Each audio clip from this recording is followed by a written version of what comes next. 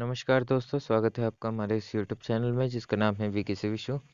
आज का हमारा जो टॉपिक है अभिप्रेरणा एवं अधिगम।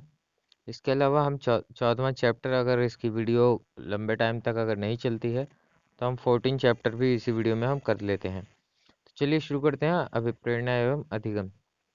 अभिप्रेरणा क्या होती है? मोटिवेशन क्या होता है? मोटिवेशन का शाब्दिक अर्थ होता है कार्य करने की इच्छा शक्ति। स्किनर ने अभिप्रेरणा को सीखने का राजमार्ग बताया है। रिली और लेविस के अनुसार अभिप्रेरणा एक ऐसा बल है जो व्यक्ति के अंदर होता है, न कि कुछ ऐसी चीज जिसे शिक्षक छात्र में अपनी ओर से पैदा कर सकता है। वुडवर्थ के अनुसार प्रेरक व्यक्ति की वह स्थिति है जो उसे निर्धारित व्यवहार करने हेतु तथा निर्धारित उद्देश्य को प्राप्त करने हेतु उत्तेजित करती है। गुड के अनुसार क्रिया को उत्तेजित करने, नियंत्रित करने तथा नियंत्रित रखने की प्रक्रिया को अभिप्रेरणा कहते हैं। दोस्तों, ये डेफिनेशन बेसिकली पूछता तो नहीं है, बेसिकली क्या होता है कि आपका मोटिवेशन क्या होता है, ये इसके बारे में बहुत सारी जानकारी देता है। अभिप्रेरणा के दो प्रकार होते हैं दोस्तों, आंतरिक अभिप्रेरणा और बाहरी अभिप्रेरणा। आंतरिक अभिप्रेरणा क्या होती है? जो शक्ति अंदर से व्यक्ति के व्यवहारों को उत्तेजित करती है, जैसे भूख, प्यास, नींद और काम आदि। इसके अलावा बाह्य अभिप्रेरणा जो पहले से निर्धारित ऐसी कोई उद्देश्य जिसे व्यक्ति प्राप्त करना उसका उद्देश्य होता है, जैसे आत्मसम्मान, रुचि और पुरस्कार। इसके अलावा एक सिद्धांत पेश हुआ था इसमें, आवश्यकता पदानुक्रम सिद्धांत, जिसके अंतर्गत ये बोला गया था, अब्राहम मैस्लो ने इस आवश्यकता पदानुक्रम का सिद्धांत प्रतिपादित किया और मैस्लो ने इस सिद्धांत में आवश्यकता के 5 विकास मॉडल दिए। मैस्लो के अनुसार आवश्यकता के कई स्तर होते हैं जिन्हें व्यक्ति को पूरा करने का प्रयत्न करना चाहिए। इसके अलावा आवश्यकता पदानुक्रम सिद्धांत में 5 चरण जो हैं उसके बारे में हम बात कर लेते हैं। स्वयं यथार्थकरण, आत्मसम्मान, सामाजिक आवश्यकता, सुरक्षा, फिर आधारभूत आवश्यकता। तो सबसे पहले व्यक्ति की आधारभूत आवश्यकता जो है, रोटी, कपड़ा, मकान, ये सबसे ज़्यादा ज़रूरी होता है।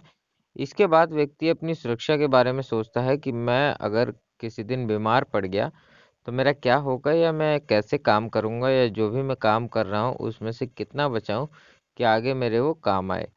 इसके बाद सामाजिक आवश्यकता, सामाजिक स्टेटस, सोशल स्टेटस जो है वो व्यक्ति बनाना चाहता है। फिर इसके बाद आत्मसम्मान, व्यक्ति ये चाहता है कि मेरा जो सोशल स्टेटस बना हुआ है उसके अनुसार लोग जो है वो मुझे सम्मान करें।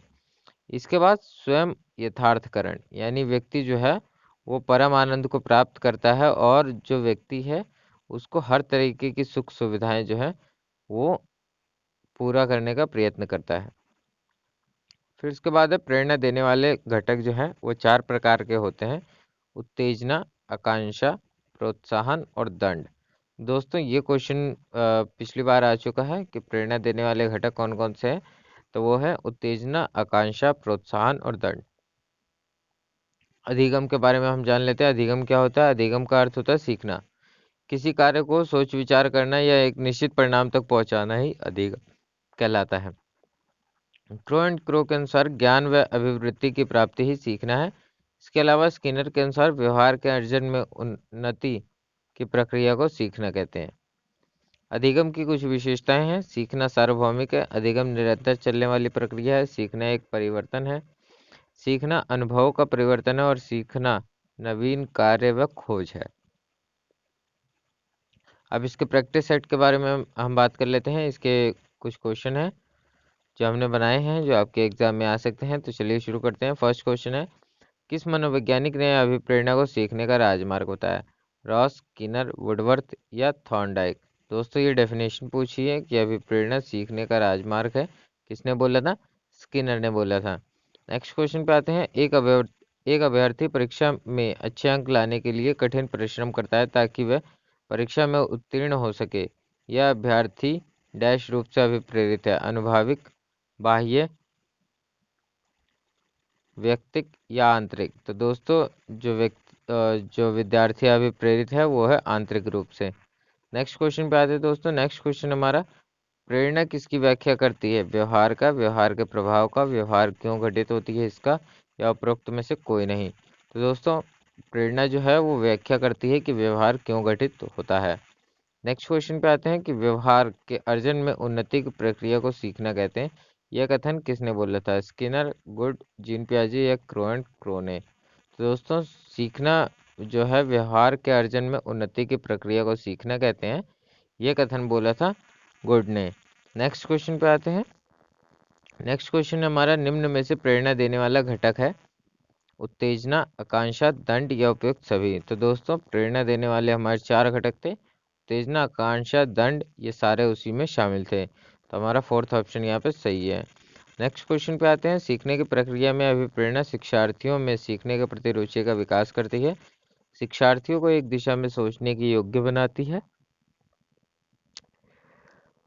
स्मरण शक्ति को पैना बनाती है या उपयुक्त सभी? तो दोस्तों इसका सही जवाब है ऑप्शन 4, उपयुक्त सभी। नेक्स्ट क्वेश्चन पे आते हैं। कौन सा एक सीखने की प्रक्रिया का अभिन्न अंग है? रुचि, अनुकरण, बुद्धि या अनुशासन? तो दोस्तों सीखने की प्रक्रिया के अभिन्न अंग जो होता है वह होता है बुद्धि, क्योंकि बिना बुद्धि के हम कोई भी चीज़ नहीं सीख सकते। नेक्स्ट क्वेश्चन है। निम्न में से किसने बताया था कि बच्चे अपने वृद्धि व विकास हेतु कठोर अध्ययन करते हैं? वाइगॉत्स्की, मैस्लो, बेंडोरा या क्रो एंड क्रो? तो दोस्तों बच्चे अपनी वृद्धि और विकास हेतु कठोर अध्ययन करते हैं, यह कथन बोला गया था मैस्लो द्वारा। नेक्स्ट क्वेश्चन पे आते हैं। नेक्स्ट क्वेश्चन है हमारा। निम्न में से कौन सा अधिक सीखने के लिए अधिकतम रूप से प्रेरित करता है? ऑप्शन 1, लक्ष्यों को प्राप्त करने में व्यक्तिगत संतुष्टि। ऑप्शन 2, बाह्य कारक। ऑप्शन 3, बहुत सरल या कठिन लक्ष्यों का चयन करने की प्रवृत्ति है, इनमें से कोई नहीं। दोस्तों सीखने के लिए अधिकतम रूप से अभिप्रेरित जो करता है वो है लक्ष्यों को प्राप्त करने में व्यक्तिगत संतुष्टि। नेक्स्ट क्वेश्चन पे आते हैं। बालकों के सीखने की प्रक्रिया में कौन सा पर्यावरणीय कारक योगदान देता है? इसके ऑप्शन है कक्षा का परिवेश, वंशानुक्रम, वातावरण का प्रभाव या उपरोक्त सभी? तो दोस्तों इसका सही जवाब है ऑप्शन 4, उपरोक्त सभी। नेक्स्ट क्वेश्चन पे आते हैं। प्रेरणा रुचि उत्पन्न करने की कला है, यह कथन किस मनोवैज्ञानिक का है? रॉस, थॉमसन, पियाजे या गिलफोर्ड? दोस्तों इसका सही जवाब है थॉमसन ने यह चीज़ बोली थी कि प्रेरणा रुचि उत्पन्न करने की कला है। नेक्स्ट क्वेश्चन पे आते हैं दोस्तों। मैस्लो की आवश्यकता पदानुक्रम सिद्धांत के अनुसार कौन सी आवश्यकता सबसे अंत में पूरी होती है? आत्म यथार्थता, सुरक्षा, आत्मसम्मान या सामाजिक? तो दोस्तों सबसे ऊपर जो हमारा ये जो आवश्यकता पदानुक्रम जो सिद्धांत बना था, सबसे ऊपर जो था वो था आत्म यथार्थता। नेक्स्ट क्वेश्चन पे आते हैं दोस्तों। नेक्स्ट क्वेश्चन है। एक आंतरिक बल जो प्रोत्साहित करता है और व्यवहार परक प्रतिक्रिया के लिए बाध्य करता है और उस प्रतिक्रिया को विशिष्ट दिशा में उपलब्ध कराता है, इसको क्या बोलेंगे हम? संवेग, वचनबद्धता, अभिप्रेरणा या अध्यवसाय? तो दोस्तों इसको हम बोलेंगे अभिप्रेरणा। नेक्स्ट क्वेश्चन पे आते हैं दोस्तों। निम्न में से कौन सी शब्दावली प्राय अभिप्रेरणा के साथ अंतर बदलाव के साथ इस्तेमाल की जाती है? उत्प्रेरणा, आवश्यकता, संवेग या पुरस्कार? तो दोस्तों इसका सही जवाब है आवश्यकता। नेक्स्ट क्वेश्चन पे आते हैं। नेक्स्ट क्वेश्चन है हमारा। कोई शिक्षिका अपने विद्यार्थी से क्या कहे कि उन्हें बेहतरी अभिप्रेरणा के साथ कार्य करने को प्रोत्साहित कर सके? ऑप्शन 1, चलो इसे उसके करने से पहले इसको समाप्त कर लो। ऑप्शन 2, तुम उसके जैसे क्यों नहीं हो सकते?